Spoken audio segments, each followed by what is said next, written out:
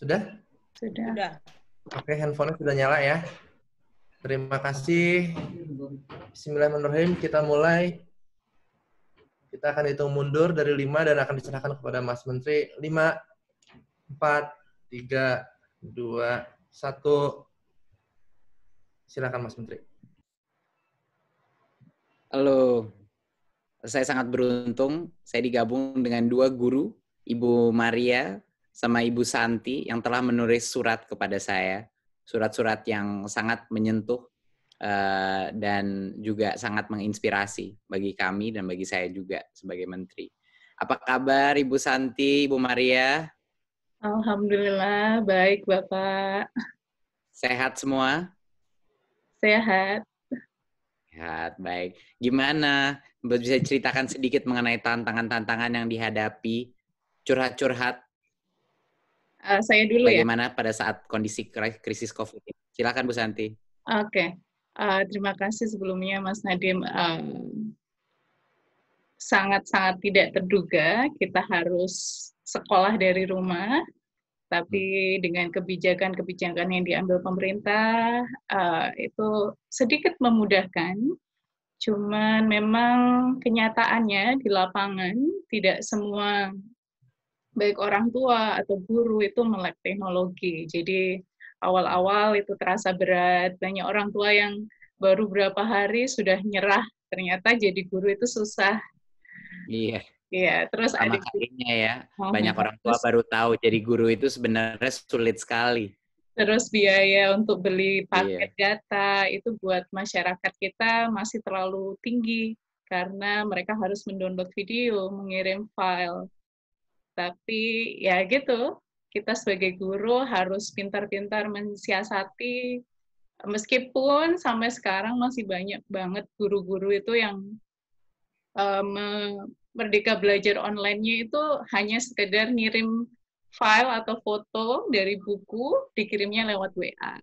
Padahal kan mungkin yang diharapkan pemerintah lebih dari itu, memanfaatkan platform-platform pembelajaran. Tapi banyak di antara kita yang masih lebih milih gampangnya daripada belajar lagi gitu. Iya, pasti. Boleh cerita sedikit Bu Santi mengenai siasat-siasat itu seperti apa aja? Cara-cara atau teknik-teknik yang mungkin inovasi yang kita nggak kira yang di lapangan. Seperti apa, Bu? Kebetulan saya guru bahasa Inggris. Di sekolah dulu juga ditugasi sebagai guru TIK, dan sekarang TIK-nya kan diganti dengan prakarya. Di situ saya berkenalan dengan teknologi sudah dari lama.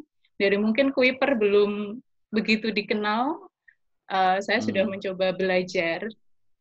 Terus saya pengen membuat ketika anak-anak di rumah itu tidak terkesan mereka sedang belajar atau mengerjakan tugas.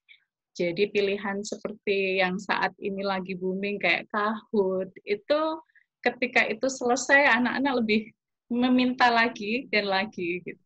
Karena mereka tidak merasa bahwa itu belajar, karena mereka seperti bermain.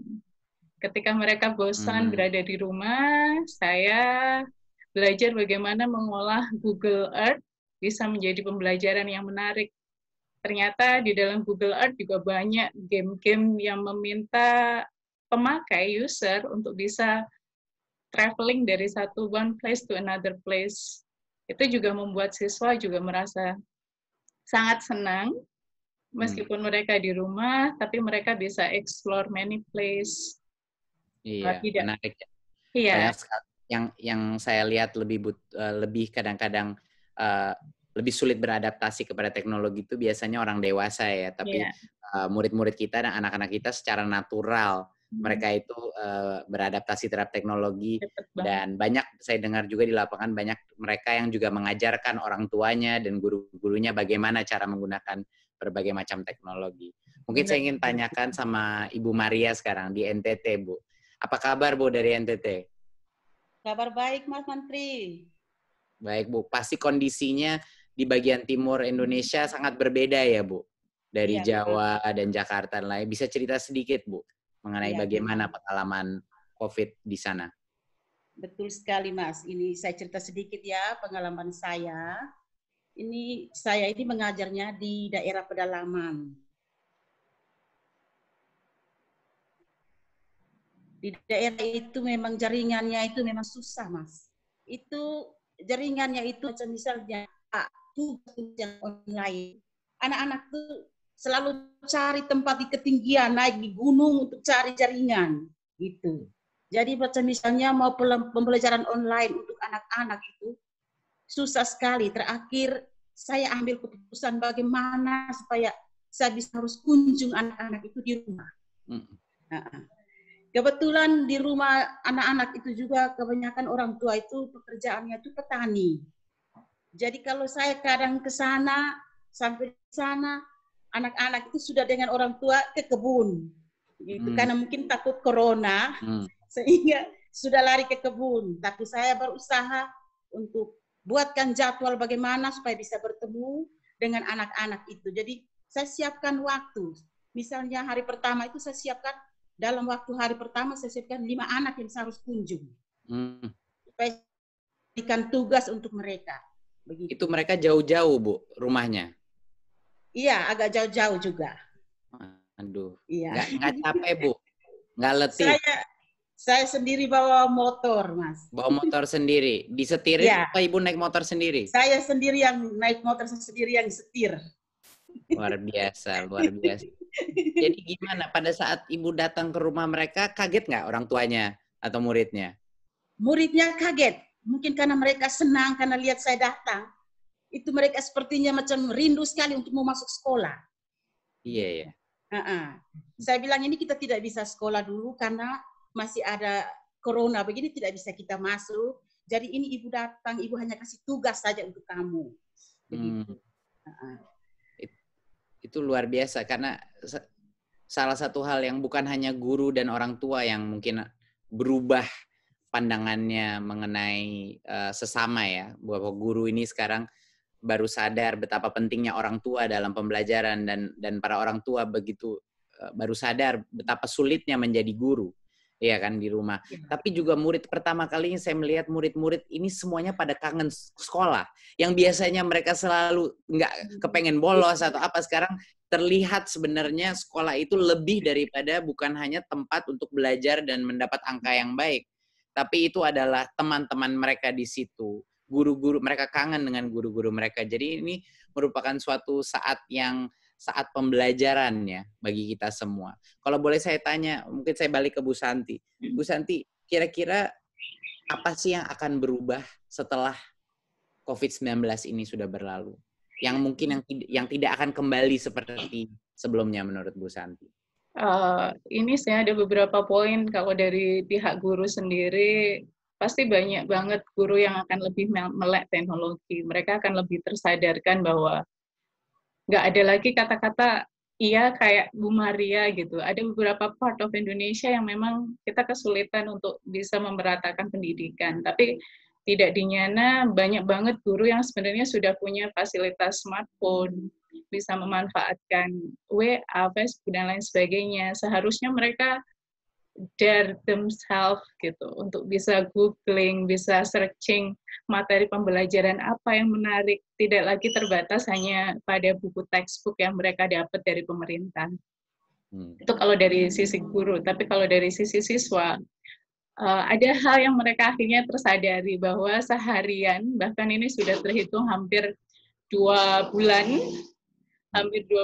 mereka pegang smartphone, pasti mereka akan sisi humanisme mereka akan tersentuh bahwa real life itu lebih penting daripada mereka berkutat di sosial media, menghabiskan waktu berjam-jam main game online dan lain sebagainya. Jadi ketika mereka bilang kangen, ada rasa bersyukur, sebenarnya antara bersalah karena kita harus mensyukuri sesuatu di tengah pandemi seperti ini, tapi ada hal yang baik yang akan kita dapat, kedekatan orang tua yang selama ini mungkin jarang sholat berjamaah dengan orang tua, makan bareng, nemenin anaknya ngerjakan PR untuk ibu-ibu yang mungkin kekinian, yang mungkin lebih suka main gadget, mereka akan lebih bisa memanfaatkan quality time dengan putra-putra mereka di rumah. Itu Mas Menteri yang saya rasakan. Nanti pasti akan berubah. Yes. saya selalu bilang bahwa memang ini suatu bencana kesehatan, bencana ekonomi, bencana pendidikan. Tapi jangan sampai kita keluar daripada krisis ini tanpa membawa bekal atau hikmah, suatu pembelajaran dari pengalaman ini. Karena dari semua kesulitan itu adalah akar dari pembelajaran yang terpenting di hidup kita ya. Hidup tuh sama aja seperti krisis di dalam pendidikan maupun di kehidupan karir itu sama. Saya mau tanya sama Ibu Maria. Ibu, dari pengalaman ini, apa pembelajaran yang terpenting bagi Ibu Maria? Mengenai Ibu atau mengenai murid-murid Ibu, mengenai orang tua, apapun yang menurut Ibu paling berkesan, oh saya baru dari krisis ini baru bisa menyadari ini. Baik. Untuk saya, itu pengalaman saya untuk pembelajaran untuk di rumah, itu orang tua itu memang kelihatannya mereka mendukung sekali dengan anak-anak. Hanya karena masalahnya mereka itu tidak punya HP Android, jadi susah kalau kita mau komunikasi lewat HP itu tidak bisa karena memang orang tuanya itu tidak mampu semua. Jadi paling tidak saya hanya datang untuk kasihkan tugas untuk anak, saya panggil orang tuanya duduk bersama, bagi kita supaya mama membantu anak ini untuk mengerjakan tugas ini. Ibu sendiri yang Ibu pelajari mengenai diri Ibu, jati diri Ibu, atau kekuatan di dalam hati Ibu sebagai guru. Apa pernah terbayang Ibu bakal menyetir ke rumah naik motor, mengajari anak satu persatu? Ya, saya cukup merasa senang juga, Mas, karena bisa bertemu mereka. Tapi di satu sisi juga kadang, kalau hujan juga saya kesulitan di jalan, kadang banjir juga saya akhirnya tertahan, karena harus menyeberang sungai untuk bisa ketemu anak-anak. Tapi saya tetap semangat untuk kasih pembelajaran buat mereka. Saya ada suatu kata untuk mendeskripsikan guru-guru seperti Ibu Santi sama Ibu Maria. Itu namanya guru penggerak. Anda adalah guru-guru penggerak di masing-masing daerah. Udah kelihatan, saya tidak harus melakukan suatu assessment untuk mengetahui. Ibu Maria sama Bu Santi ini udah dari jawabannya, dari visinya, dari passionnya itu adalah guru penggerak. Dan Andalah yang kita butuhkan di seluruh penjuru negara kita. Mungkin ada pesan terakhir untuk saya atau untuk kementerian atau untuk masyarakat. Silakan. Siapa dulu, Pak? Saya dulu. Bu Santi, silakan. Mungkin karena saya guru bahasa Inggris ya, ini poin penting yang ingin saya sampaikan ke Mas Nadiem atau Kementerian Pendidikan gitu. Ketika kita menghapus bahasa Inggris di SD gitu, itu sangat-sangat disayangkan. Kita tahu bahwa Indonesia adalah potensi ekonomi digital yang luar biasa. Ketika Pak Jokowi nunjuk Mas Nadiem, itu pasti punya tujuan visi tersendiri. Di mana saya percaya bahwa belajar bahasa Inggris tidak pernah ada kaitannya dengan rasa nasionalisme kita. Malah dengan kemampuan bahasa Inggris yang dimiliki siswa sejak dini, karena bahasa asing ketika diajarkan ke anak-anak di usia dini akan lebih bisa terserap dengan mudah. Karena saya sebagai guru SMP ketika anak-anak SD masuk, saya harus mulai lagi dari angka, warna, dan itu it's kind of too late. Agak terasa terdengar terlalu terlambat ketika kita dihadapkan, kita harus bersiap dengan situasi ekonomi global, terus persaingan di dunia kerja gitu. Saya berharap bahwa ketika mereka menguasai bahasa Inggris, mereka tidak hanya menggunakannya untuk dunia kerja, tapi lebih bagaimana mereka mencari ilmu, banyak-banyak website yang berbahasa Inggris. Mereka tidak akan merasa terdiskriminasi hanya masalah bahasa. Terus yang kedua, saya sudah di daerah saya di Nganjuk, sudah banyak banget sekolah yang alhamdulillah sudah mendapat bantuan dari pemerintah untuk mendapatkan tab untuk siswa. Itu saya sangat bersyukur karena saya pernah meminta anak-anak belajar coding di sekolah dengan komputer yang terbatas. Dengan sambungan internet yang isi lab komputernya hanya cukup 24 komputer, tapi bisa connect internet hanya 10. Jadi kalau kelasnya isinya 30 siswa, jadi hanya satu komputer untuk 3 siswa. Padahal ketertarikan mereka dengan dunia coding itu luar biasa. Saya membayangkan punya sebuah mimpi, andaikan baik sekolah negeri ataupun swasta difasilitasi ada sekitar 30 unit yang bisa dipakai secara bergiliran, akankah sangat luar biasa gitu. Karena di sekolah kan kita memang tidak memperbolehkan anak-anak membawa gadget atau smartphone-nya ke dalam kelas atau digunakan. Tapi kalau kita yang memfasilitasi, alangkah luar biasa kita bisa mengajak mereka keluar dari kelas gitu. Bahwa classroom has no more four walls gitu. Nggak cuman di kotak dengan 4 dinding itu aja gitu. Jadi itu balik ke kita orang dewasanya gitu. Ketika kita melarang mereka pakai gadget, ya karena itu milik mereka. Tapi kalau kita yang menyiapkan, kita yang mengarahkan gitu, alangkah saya membayangkan bakal banyak nanti Nadiem Makarim yang bakal menciptakan banyak aplikasi-aplikasi, nggak cuman orang-orang dari luar gitu. Kemarin anak-anak hanya mempelajari bagaimana di chord.org itu Elsa bergerak gitu. Itu mereka sudah sukanya luar biasa. Saya hanya mengajari mereka satu cara membuat game dan mereka mencoba sendiri apa isi chord.org gitu. Saya membayangkan kalau itu jadi kurikulum atau apa itu akan pasti luar biasa.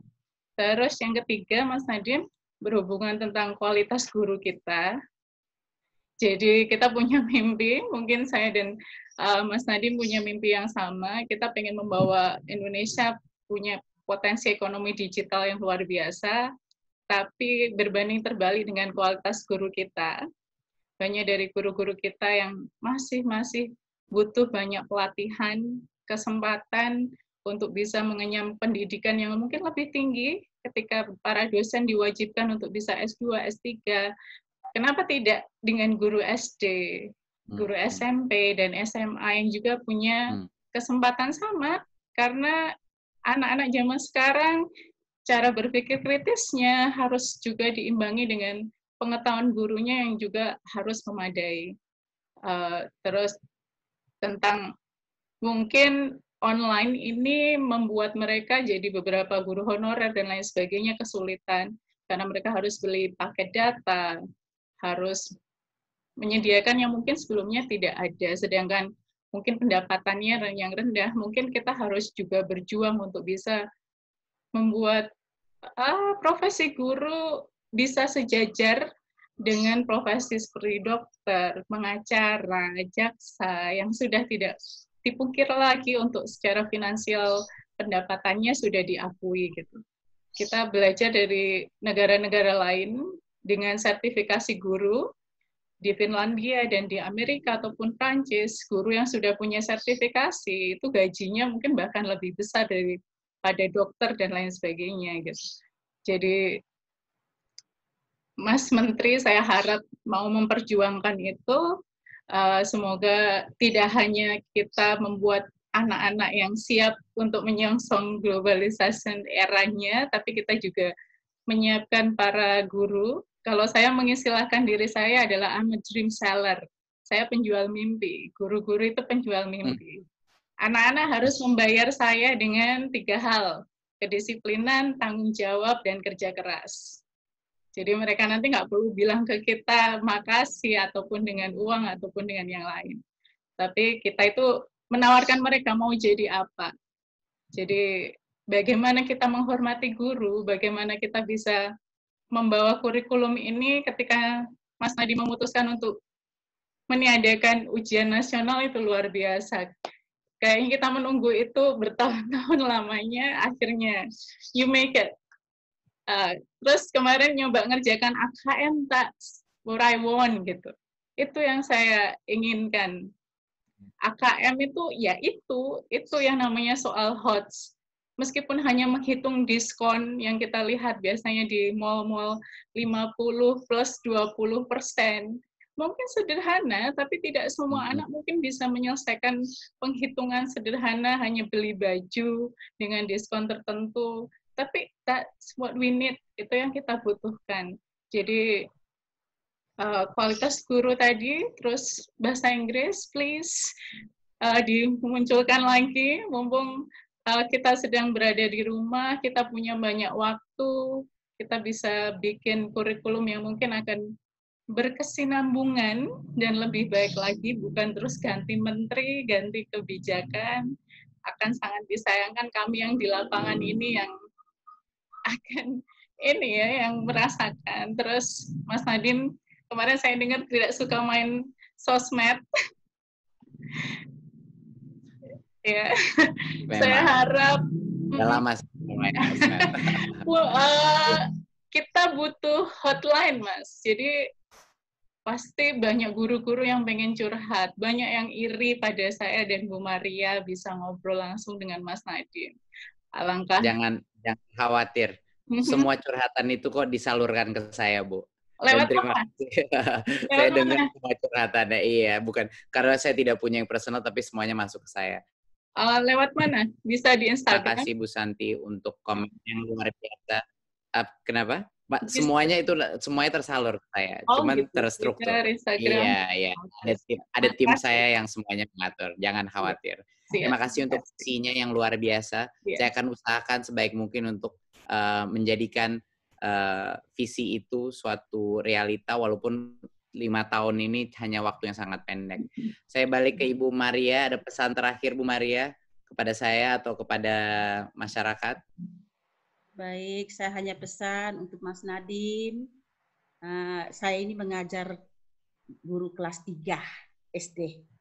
Jadi di situ saya masih banyak membimbing mereka untuk membaca dengan menulis. Karena anak-anak saya di kampung tidak seperti anak-anak yang di kota. Yang di kota mereka cepat sekali untuk mengadaptasi dengan yang di kota. Tapi kalau di kampung ini sulit sekali. Jadi saya mesti butuh perlahan-lahan untuk membimbing mereka membaca, menulis. Jadi saya hanya minta supaya nanti tolong perhatikan untuk sekolah saya, karena memang di sekolah saya juga tidak ada televisi, parabola pun juga tidak ada, Mas. Memang terlalu terpencil sekali sekolah saya. Memang. Yeah. Jadi saya minta hanya itu saja, Mas, tolong perhatikan sekolah saya. Terima kasih, Bu. Memang dengan adanya krisis COVID ini,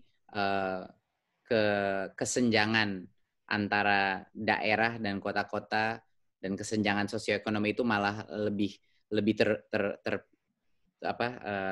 terpisah lagi ya. Kesenjangan itu menjadi lebih besar dengan adanya digital gap seperti ini, dan itu merupakan suatu hal yang bukan hanya Kementerian Pendidikan Kebudayaan, tapi seluruh pemerintah dan juga masyarakat dan pihak swasta pun harus bisa menutup kesenjangan ini dengan cara yang proaktif. Ya, kita harus bahu-berbahu lah untuk menyadari bahwa tidak semua daerah sama, ada begitu banyak keberagaman, begitu banyak kearifan lokal, begitu banyak perbedaan budaya dan juga perbedaan sosioekonomi yang harus kita faktorkan. Tidak bisa hanya ada satu sistem atau standar yang sama. Kita harus mencintai keberagaman dalam sisi budaya, kita harus mencintai keberagaman dalam sisi standar pencapaian dan kurikulum juga. Dan inilah suatu paradigma baru yang akan coba kita majukan bersama, Bu. Terima kasih Ibu Maria, Ibu Santi, terima kasih sudah menjadi guru penggerak, dan terima kasih untuk menjadi inspirasi saya dan semua tim saya di Kementerian Pendidikan dan Kebudayaan. Wassalamualaikum warahmatullahi wabarakatuh. Selamat sore.